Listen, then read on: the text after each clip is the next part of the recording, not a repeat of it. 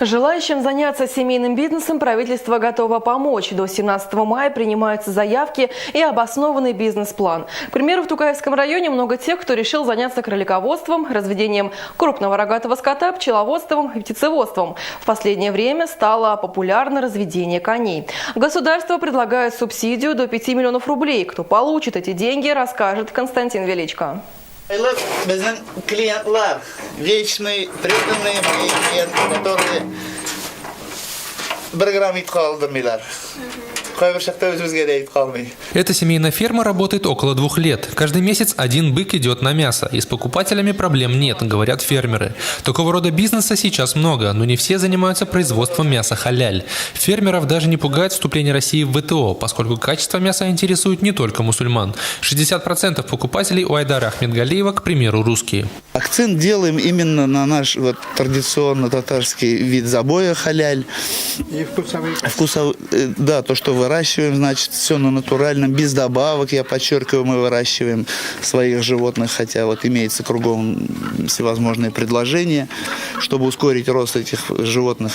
Мы не пользуемся, мы пользуемся традиционным нашим дедовскими методами. Быть в ферме или нет зависит от продуманного бизнес-плана. Например, чтобы выращивать поголовье в 50 быков, надо построить автоматизированное здание по передовым технологиям. Также в бизнес-план необходимо включить стоимость трактора, который уже используется в хозяйстве. Для осуществления этой мечты требуется порядка 7 миллионов рублей. Все остальное уже стало отлаженной системой. Корма тоже. В прошлом году мы много люцерны заготовили у одного фермера в Тукаевском районе.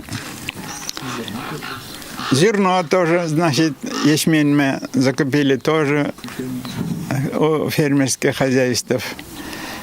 Ну, остальные что? Какие расходы могут быть? Расходы все просчитано в бизнес-плане. Те, кто предоставит бизнес-план, могут получить государственную помощь. Она выдается только на конкурсной основе. Для победы нужно набрать максимальное количество баллов. Здесь учитывается и создание дополнительных рабочих мест, и наличие земли. Кто больше будет иметь поголовье, тот имеет больше шанс набрать больше баллов. Создание дополнительных рабочих мест с указанием рода выполняемой деятельности – это главной нашей программы. Тоже, то есть людям надо больше рабочих мест. Цель-то программы в этом. Сегодня по Тукаевскому району уже 11 человек изъявили желание участвовать в конкурсе. Но чтобы получить субсидию из федерального бюджета, нужно сдать все необходимые документы до 17 мая. Максимальный размер субсидии не превысит 5 миллионов рублей. Константин Величко, Гузель Шигапова, Евгений Максимов для программы «Новости».